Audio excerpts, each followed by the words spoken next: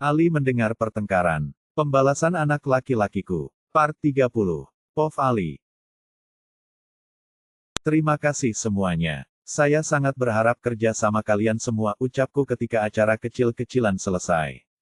Padahal aku sudah mengatakan pada Om Handoko, jika tidak perlu repot-repot ingin mengadakan acara seperti ini.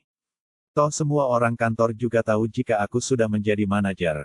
Namun Om Handoko tetap bersikeras untuk membuat acara ini. Katanya hanya acara kecil-kecilan, penyambutan. Jujur aku sangat terharu dengan semua kebaikan Om Handoko padaku dan juga ibu. Hanya saja, aku tidak terlalu berani berharap lebih. Karena aku pernah kecewa dengan orang yang aku anggap pahlawan. Ayah juga memberikan ucapan selamat, namun aku yakin dia sedikit minder karena posisinya berada di bawahku. Ibu, aku akan menjadi lebih baik untukmu dan adik-adik. Selamat, bro. Akhirnya, BTW itu motor udah bisa digudangkan.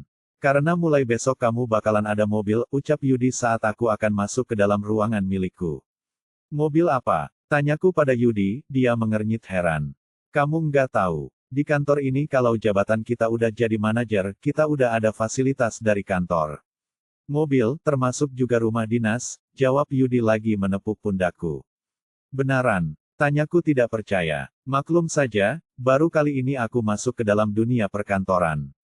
Makanya aku sempat menolak ketika Om Handoko memberikan aku jabatan sepenting itu.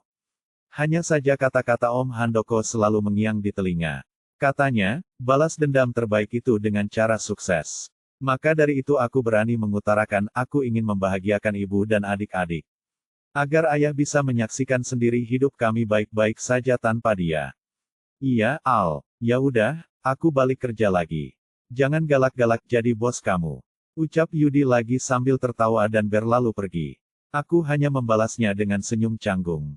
Sebelum aku memutuskan untuk masuk ke dalam ruangan, aku menuju ke toilet, karena dari tadi rasanya perutku tidak enak. Saat sudah sampai ke toilet, aku baru sadar kalau ternyata di dalam ruangan baruku juga disediakan kamar mandi. Aku menepuk jidat sendiri karena membayangkan bagaimana kampungannya aku. Namun saat aku akan keluar dari bilik toilet, aku mendengar suara ayah. Seperti bertengkar dengan seseorang. Aku mengurungkan niat untuk keluar, karena setelah aku dengar dengan teliti lagi. Ternyata ayah bertengkar dengan Om Handoko. Perasaanku campur aduk saat mendengar semua fakta masa lalu mereka. Aku kembali meremas dada ketika ayah mengatakan dia sudah terbebas dari tanggung jawabnya terhadap kami. Apalagi ketika ayah mengatakan membuang ibu seperti sampah. Dia pikir dia siapa bisa mengatakan kata-kata itu untuk ibu.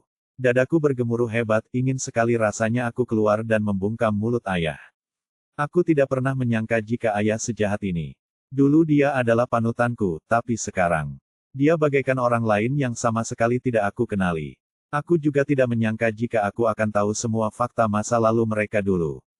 Ternyata benar dugaanku, kalau ibu ada hubungan lebih dari sekedar teman dengan Om Handoko. Tidak ada laki-laki yang rela melakukan apapun pada perempuan, jika tidak ada maksud tertentu.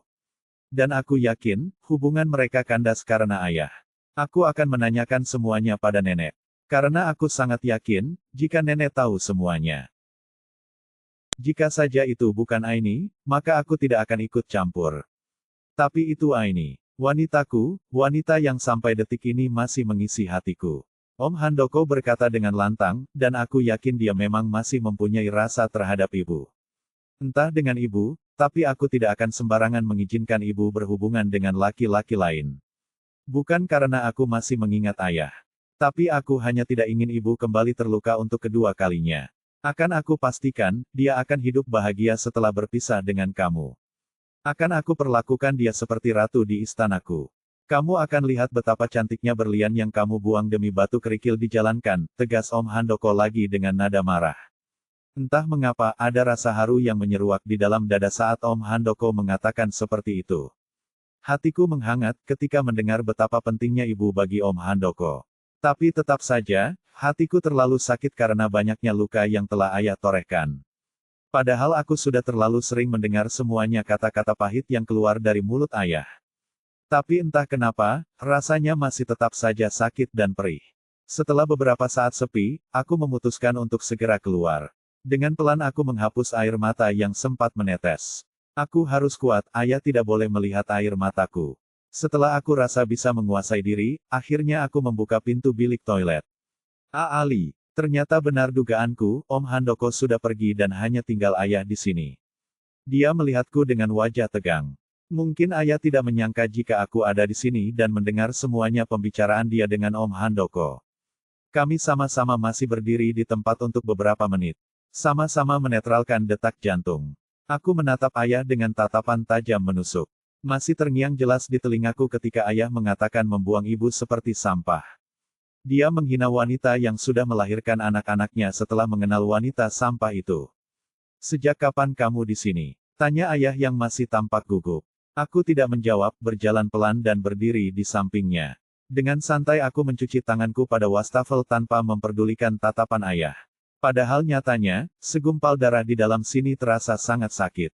Apa kamu mendengar semuanya tadi? Tanya ayah lagi sambil melihatku. Setelah memastikan tanganku bersih, aku mengambil tisu dan mengelap tangan. Saya belum tuli, Pak Rahman, jawabku singkat sambil membuang tisu bekas ke dalam tong sampah kecil di pojok ruangan. Jadi sekarang kamu sudah tahu semuanya. Jadi tidak perlu heran kenapa Handoko membantu kalian semua, ucap ayah lagi. Ya, setidaknya kami sekarang tahu, darah tidak selalu kental daripada air, jawabku yang membuat ayah tertegun. Saya sudah mendengar semuanya. Juga tentang bagaimana Anda menganggap keberadaan kami. Ingat, umur Anda sudah terlalu sepuh untuk menyombongkan diri. Mungkin kami memang tidak mempunyai harta berlimpah seperti wanita itu. Tapi aku akan menjamin, masa tua ibu akan jauh lebih bahagia daripada Anda. Tegasku berapi-api. Jangan sombong kamu, Ali. Sekarang mungkin jabatan kamu di atas ayah. Tapi itu tidak akan menjamin hidup kalian tercukupi, balas ayah dengan nada marah. Oke, kita lihat nanti di masa tua Anda, jawabku santau kemudian berlalu dari hadapannya. Stop berbicara tidak sopan. Kamu bisa menjadi seperti sekarang semua karena saya yang menghidupkan kamu dulunya. Bentak ayah yang membuat langkahku terhenti. Mataku kembali memanas ketika mendengar kata pedas yang keluar dari mulut ayah. Aku membalikkan badan, kemudian melihat ayah dengan tatapan ingin menerkam. Itu memang sudah menjadi kewajiban Anda, Tuan Rahman.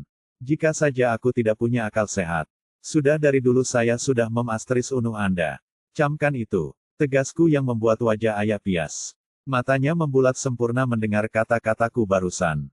Aku tahu dia tidak menyangka jika aku akan berkata seperti barusan. Setelah mengatakan itu, aku langsung keluar dengan hati yang kacau.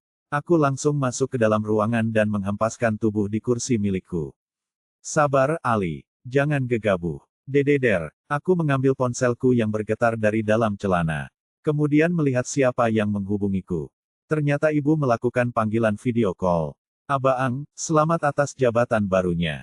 Saat panggilan sudah terhubung, aku langsung bisa mendengar suara Salma dan yang lainnya.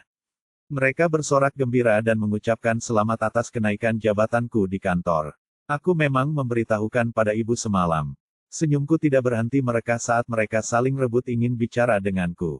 Bang, selamat ya. Nanti jangan lupa acara makan-makannya, teriak Salma yang aku balas dengan anggukan dan tawa. Iya nih, Bang. Kami semua belum tahu gimana rupanya kota Jakarta. Bawa kami jalan-jalan dong, sahut Nanda dengan lantang. Benar, Bang. Pokoknya kami tunggu acara jalan-jalannya, timpal Lukman lagi. Iya, insya Allah, kalian tenang saja. Abang akan ajak kalian makan-makan. Atau kalau perlu kita jalan-jalan keliling kota Jakarta, balasku yang membuat mereka semua bersorak hore. Aku tersenyum melihat semua tingkah mereka yang saat kini tertawa bersama. Kita memang hidup tanpa ayah, tapi kita akan tetap hidup dengan kasih sayang ibu yang tak akan pernah mati.